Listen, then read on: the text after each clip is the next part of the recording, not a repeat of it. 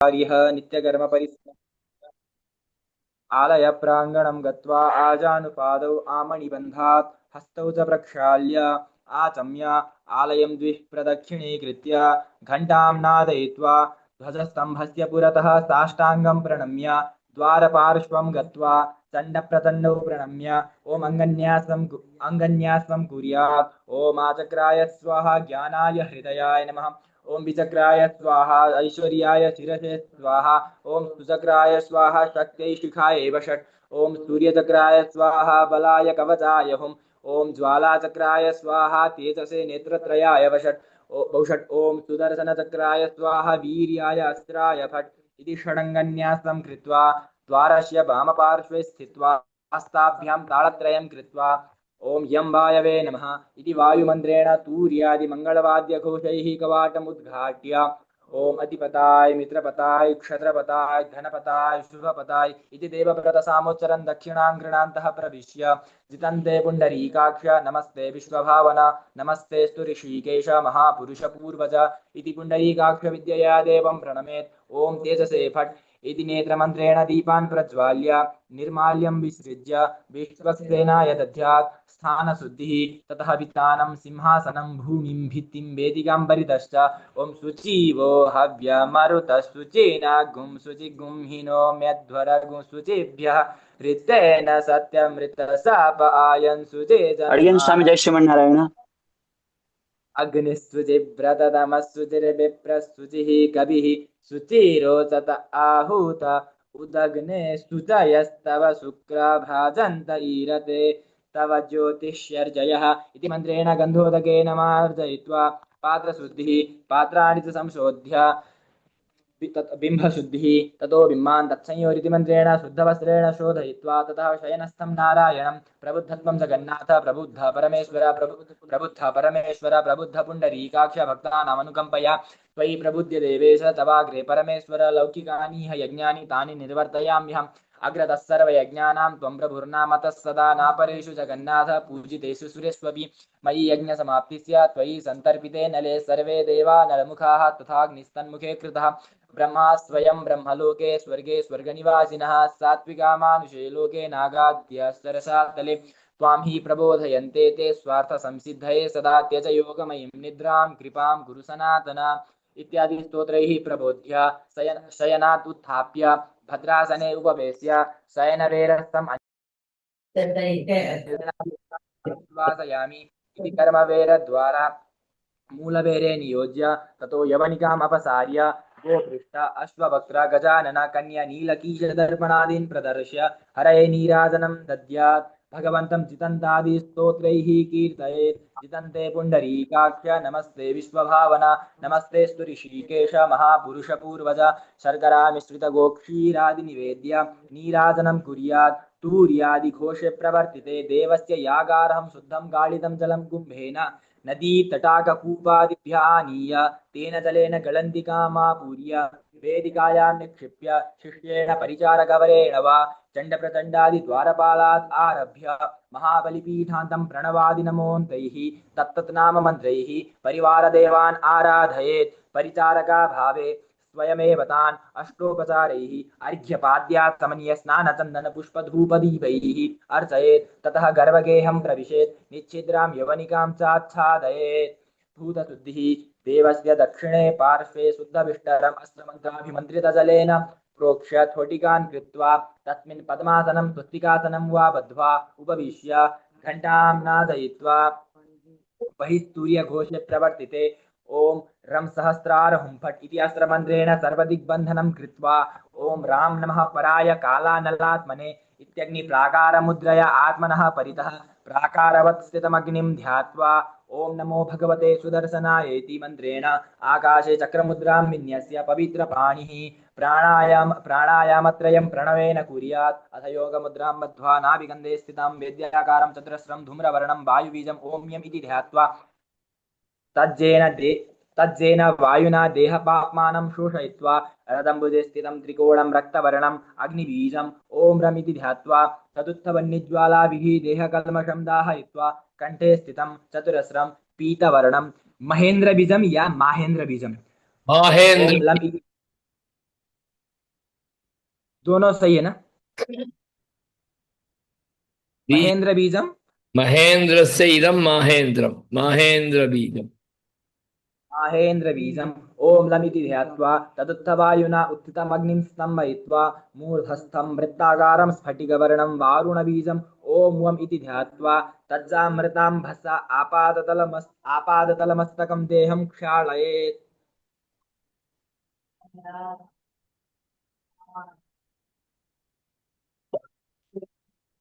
अथ तत्त्वसंहारन्यासः। ओ अजय स्वामी जय श्रीमन्नारायण। देश। आपको भी सब यहाँ तक कंप्लीट हो पहुंचे गया? थे हम।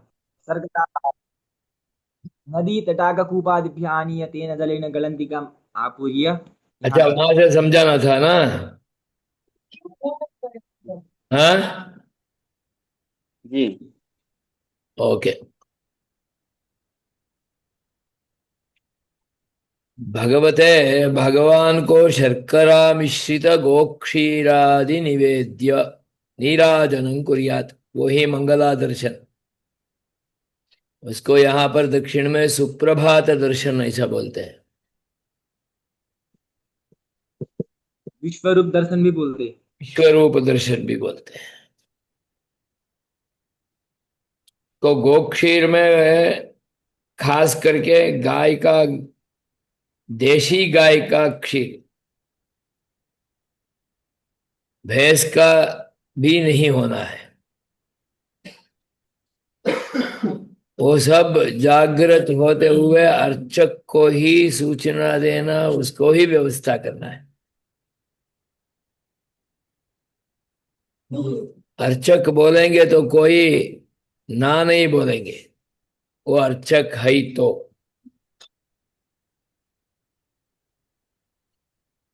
क्योंकि अर्चक को भगवान समझते हैं।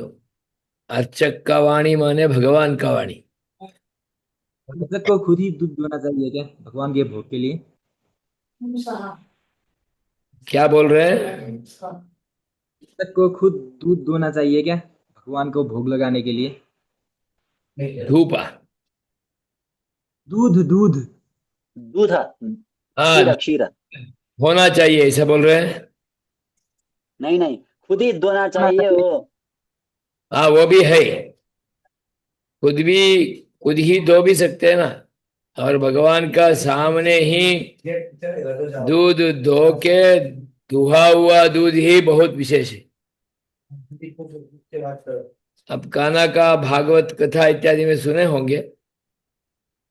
कान्हा का तो स्वयं गाय का दूध अत्यंत नवीन, शुद्ध, पवित्र, साक्षात वो उसमें आता है। वो अत्यंत पक्व है, वो बहुत उनके लिए पसंदगी दूध है वो।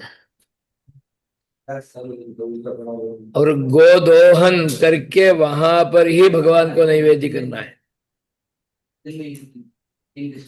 गाय रक्षक करने वाले गोपालक वहां होंगे तो वो करेंगे, परंतु अर्चक को भी गोदोहन कार्य जानना चाहिए, उनको आना चाहिए। सब कुछ अकेला नहीं कर पाएगा, धीरे धीरे तो दूसरा मदद करेंगे, परंतु स्वयं सीखे तो दूसरे से करवा सकते हैं ना। इसलिए सीखना चाहिए। अच्छा। और तूर्यादि घोषे प्रवर्तिते यागार्हम शुद्धम गालितम जलम। तो यागार्हम, यागार्हम मीन्स पूजार्हम इत्यर्थः, देवस्य पूजार्हम। तूर्य घोषादि से भगवान के लिए तीर्थ लेके आना। तीर्थ स्थान अच्छा होनी चाहिए। नदी कूपादिभ्य अथवा तटाकः, जो वहां पर है पवित्र स्थान, वहां से लेके आना। और गालितम जलम, जल के लिए गालितम नाम पवित्रीकृतम, शुद्धम। तो कैसे? कपड़ा से उसका शुद्धिकरण करके लेके आना है। कपड़ा से शुद्धिकरण नहीं किया, फिल्टर नहीं किया, वो पानी भगवान के लिए योग्य नहीं है। हमें भी योग्य नहीं है, इसलिए हमें भी फिल्टर पानी ही पीना है। परंतु गालितम जल, ये तो ही वहां नदी कूप आदि में छोटा छोटा कृमियां रहता है, वो कहीं नहीं आ जाना चाहिए। तो इसलिए गालितम जलम कुंभेन आनाय्यम, आप देखे होंगे आते लाते वक्त भी वो जो फिल्टर करके लाया उसको भी ऊपर वस्त्र बांध के लाते हैं, या तो उसके ऊपर नारियल रखे आते हैं और अलंकार करके उसका फूल भी बांध के लेके आते हैं। या नदी में एक कुंभ पूजन करके भी आना है, वरुण आवाहन करके उनके लिए कुंभ का पंचोपचार पूजा करके नदी से लिए अथवा तटाक से लिए, वो तटाक का भी पूजन करके बाद में पूजितम जलमेव तस्मात् आनेयम, वहां से लेके आना। आते वक्त भी बाहर के वाद्य घोष इत्यादि होगा। स्वामी अडियन संप्रदाय में पंचोपचार, हाँ, पंचोपचार में क्या क्या क्या पड़ता है? पंचोपचार में क्या क्या? गंध, पुष्प, धूप, दीप, एक नैवेद्य, पंचोपचार। आगे आएगा, हम सिखाएंगे। उसका चौथा भी मंत्र हो जाता है, लम पृथिव्यात्मने नमः गंधम समर्पयामि, खम आकाशात्मने नमः पुष्पाणि समर्पयामि, यम वायुवात्मने नमः धूपमाघ्रापयामि, रम तेजोमयात्मने नमः दीपम दर्शयामि, वम अमृतात्मने नमः नैवेद्यम समर्पयामि, सम सर्वात्मने नमः समस्त राजोपचारान् समर्पयामि। ऐसा ये पंचोपचार करके भगवान को, वरुण देव को, वरुण वरुणांतर्यामी पुंडरीकाक्ष के साथ है, उसको लेके आना है। संप्रदाय में उसको लेके आते वक्त एक अनुसंधान कहा है कि आळवंदार स्तोत्र, स्तोत्र रत्न का, नमो नमो यामुनाय यत्पदाम्भोरुहध्यान, सुने होंगे, सीखे भी होंगे। जितना तीर्थ का स्थान दूर होगा उतना पूरा पाठ हो जाता है। पूरा पाठ आळवंदार स्तोत्र का होनी चाहिए, इसलिए होनी चाहिए कि भाव पक्वता उससे ही होगी। आळवंदार स्तोत्र से जितना भाव में पक्वता आएगी उतना और किसी से नहीं आएगी, इसलिए उसको ही, क्योंकि आचार्य परंपरा का ध्यान हो जाता है, भगवान का दिव्य मंगल गुणों का अनुसंधान हो जाता है, अपना नैत्यानुसंधान हो जाता है। मैं अत्यंत नीच हूं, मैं पूजा करने के लिए योग्य ही नहीं हूं, तो भी आचार्यों का एक अनुग्रह से, उनका कृपा से मुझे ऐसा एक मौका मिला है, आपको ये स्वीकारना पूजा, ऐसा भाव से वो पूजा कर पाएंगे। इसलिए उस स्तोत्र का अनुसंधान कहा गया है। आज भी बहुत दिव्य देशों में इस स्तोत्र रत्न का अनुसंधान का परंपरा है। कुछ जगह में चलता भी है, कुछ जगह में बीच में चलता है। अनुसंधान है ही ऐसा तो समझ में आ जाता क्या। तो जितना अर्चक सभी का परिरक्षण करेगा अनुसंधान का, प्रक्रिया का, परंपरा का, उतना रक्षित होगा वहां। तो नदी तटाक कूपादिभ्य आनीय तेन जलेन गलंतिकाम आपूर्य, तो वहां गलंतिका होगी भगवान के सामने। मैं पहले भी बोला था, तीर्थ मंगला दर्शन होने से पहले भी ले आ सकते हैं अथवा मंगला दर्शन होने के बाद भी ले आ सकते हैं, दोनों प्रकार है। पहले ही ले आया तो और भी अच्छा है, इसलिए अच्छा है कि भगवान को महाकुंभ का दर्शन भी सामने हो जाता है, क्योंकि मंगल द्रव्यों में वो भी एक है। तो इसलिए वो आया, आने के बाद तीर्थ को गलंतिका में पूर्ण किया। गलंतिका माने करक बोलते हैं, तीर्थ कावेरी बोलते हैं। सभी मंदिरों में रहता है, जिससे से पानी ऐसा निकलेगा, नल जैसा बाहर आता है। आपका मंदिर में भी वहां होगा। तो गणंतिका महापूर्य, वो पहले ही तो पात्र सभी प्रक्षाल हो गया है और मंदिर भी शुद्धिकरण कर लिया है, तीर्थ आ गया, तो भगवान का पूजा आरंभ होना।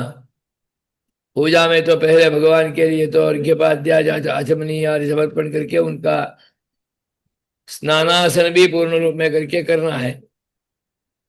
उससे पहले भूत शुद्धि करना है। इससे पहले हमें निच्छिद्राम यवनिकाम आच्छाद्य, भगवान का ये जो एकांत मंत्रासन, स्नानासन, ये सब जो होता है उसमें यवनिका आच्छादन करके करते हैं। और कुछ जगह में यवनिका आच्छादन का नहीं है, वो अपन भगवान का आराधना चलती है। जैसा मेलकोटा में यवनिका आच्छादन नहीं होगा। भगवान का आराधन का दर्शन भूत शुद्धि से शुरू करके सब दर्शन कर सकते हैं। तो ऐसा यवनिका आच्छादन पाक्षिक है, शास्त्र में तो है ही यवनिका आच्छादन। तो कालानुक्रम में उसको शायद बिना भी आच्छादन, क्योंकि तो ही ना सीखेंगे, देखेंगे तो ही ना, दर्शन करेंगे तो ही ना सीखेंगे।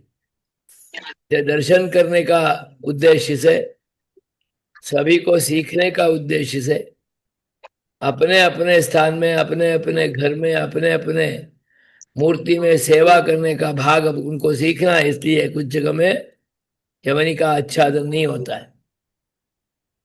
है। वेदिकायां निक्षिप्य शिष्येण परिचारक वरेण वा चंड प्रचंडादि द्वारपालादारभ्य महाबलिपीठ पर्यंतम तत्तन्नाम मंत्रैः नमोन्तैः पूजां कृत्वा इत्यर्थः। तो भगवान का आराधन का क्रम है वो। ये कभी कभी स्वामी शुरू में करना है क्या? आ, शुरू में ही पार्षद आराधना करना है क्या? हाँ, ये दो प्रकार के हैं। भगवान का आराधना होने के बाद जब चंड प्रचंड आदि का आराधना करके बाद में नैवेद्य वेट कर सकते हैं, या तो एक परिवार देवता आराधना करके बाद में भगवान का आराधना भी कर सकते हैं। यहाँ एक क्रम दिया है। तो चंड प्रचंड आदि सबको तो अर्घ्य पाद्य आचमन आदि उनके लिए समर्पण कर लेना, उसके लिए अलग पात्र होगा। ये एक प्रक्रिया है। दूसरा, भगवान का आराधना होने के बाद उनका ही शेष जल से उनके लिए आराधना करते हैं, तो वो दूसरा एक प्रक्रिया है। तो दोनों प्रक्रिया में हम, जैसा हमारे मंदिर में पद्धति है उसके अनुसार हम कर सकते हैं।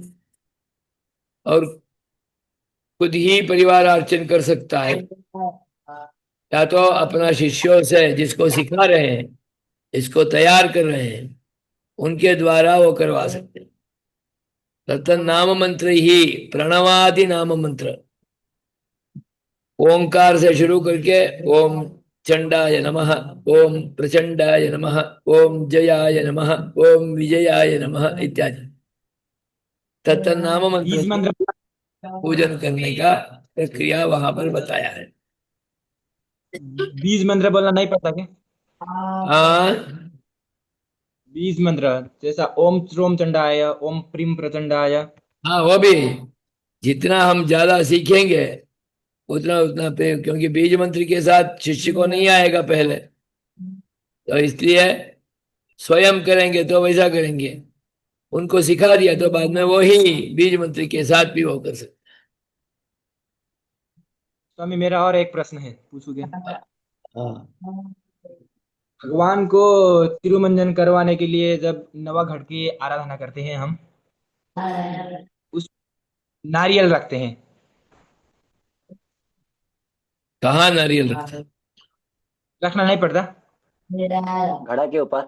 घड़े के ऊपर। इसके ऊपर, हाँ। वो नारियल भगवान को जब एक कलश, पूर्व का कलश, अर्घ्य पाद्य जो भी समर्पण करना हो, वो नारियल फोड़ना पड़ता है या नहीं? नारियल रखना है। नारियल फोड़ के वो जल कलश में डालना पड़ता है या नहीं? नहीं नहीं, वो नहीं। केवल नारियल तो वो कलश का पूर्ण कलश होना इस दृष्टि से उसमें रखते हैं। कुर्च तो उसको होगा। हटा दे सकते हैं जब नवघट का आराधना जब खत्म हो गया तो उसको हटा दे सकते हैं। हाँ। चंड जी। शिष्टेन परिचारकवरेण वा चंड प्रचंडादि द्वारपालादारभ्य महाबलिपीठान्तं प्रणवादि नमोन्तैः तत्तन्नाम मंत्रैः परिवार देवान् आराधयेत। परिवार देवता का आराधन कर लेना चाहिए। एक प्रक्रिया बहुत अच्छा होता है। पहले कहीं से भी कलश प्रतिष्ठा इत्यादि में आप देखे होंगे, परिवार देवता का आराधन करके ही उनको करते हैं। और भगवान का आराधने में भी आधार शक्ति आदि सभी परिवार देवता का आराधन करके ही भगवान का आराधना होता है ना। इसलिए वो परिवार देवता का एक आराधन तो होना मुख्य पक्ष में वो सही है। वो पहले ही एक आराधन उनके लिए कर ले। नैवेद्य तो नहीं होगा, क्योंकि नैवेद्य भगवान का होने के बाद अंत में होता है। उसके बिना बाकी धूप दीप पर्यंतम है आराधयेत। तो ये एक प्रक्रिया उसके अनुसार अच्छा है। और बाद में परिचारक अभाव स्वयमेव तान अष्टोपचार ही। अष्टोपचार तो स्पष्ट बोल दिया। अर्घ्यपाद्याचमन, स्नान के लिए प्रोक्षण है, चंदन पुष्प धूप दीप। तो चंदन पुष्प धूप दीप आ गया तो उसमें नैवेद्य नहीं आया, इसलिए क्योंकि भगवान का ही नैवेद्य नहीं हुआ तो उसको नैवेद्य नहीं हो सकता। इसलिए भगवान का नैवेद्य होने के बाद वहां नैवेद्य होगा। आपका मंदिर में भी होता रहता होगा शायद। भगवान का नैवेद्य होने के बाद चंड प्रचंड आदि, वो गरुड़ जी का होगा, बाद में चंड प्रचंड आदि का होगा। तो उसके बाद ही अंत में भगवान के लिए वो बलि प्रदान होगा। उसके बाद मंगलारती होता है शातमुरा के लिए। ततः गर्भगे हम प्रविशेत निच्छिद्राम यवनिकांच आच्छादयेत। जरा भी बाहर दर्शन ना हो ऐसे उसका यवनिका आच्छादन कर लेना। कारण ये होगा, बाहर आवाज चलता रहेगा तो बहुत बार बार कोई आते रहेंगे, कुछ पूछते रहेंगे, तो दर्शन के बारे में इत्यादि के बारे में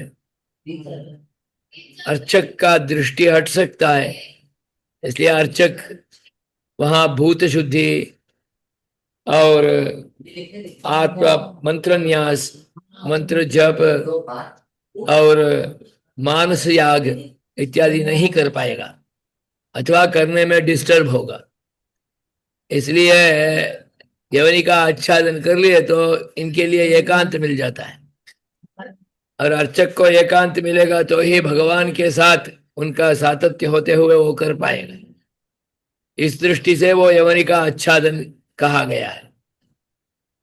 परंतु अर्चक यवनिका आच्छादन करने के बाद अंदर वो भूत शुद्धि करेगा, मानस याग करेगा, मंत्र न्यास करेगा, मंत्र जप करेगा या नहीं, या किसी को पता नहीं होता है।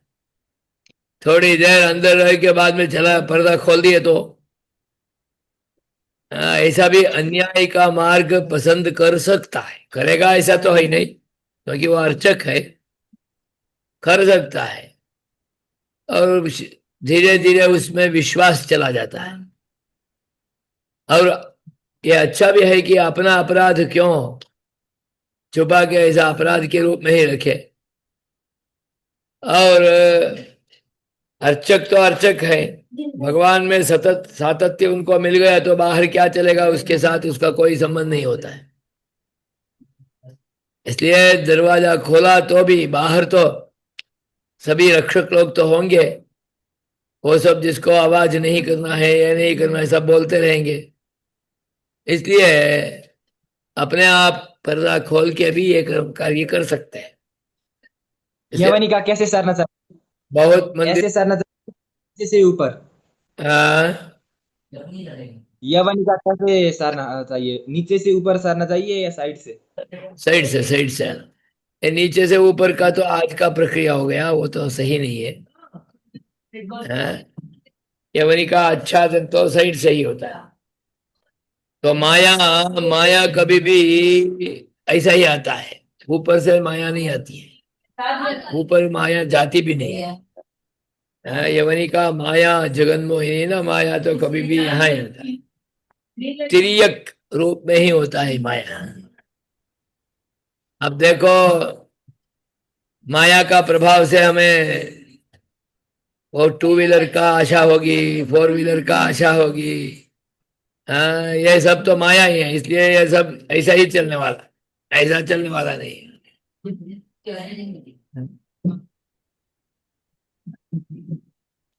तो इसलिए यवनी का माया जगन मोहिनी उसका ऐसा ही करना है। हमको आग्रह रखना है, कई मंदिरों में उसका स्वच्छता के दृष्टि से उनके पास पैसा ज्यादा होगा, मोटर रखेगा, वो रखेगा, इत्यादि इत्यादि करेगा, बहुत उसमें माथा कुट बोलते हैं हम उसको, वो करेगा वो। परंतु वास्तविक में यही सही है। तो निच्छिद्र यवनिका डाल के करना भी उचित ही है, यवनिका बिना करना भी उचित है। इसलिए इसमें हमें नहीं पढ़ना, हमको हमारा काम सेवा करना है। पर्दा डाले ना डाले दोनों हमारे लिए तो एक ही है।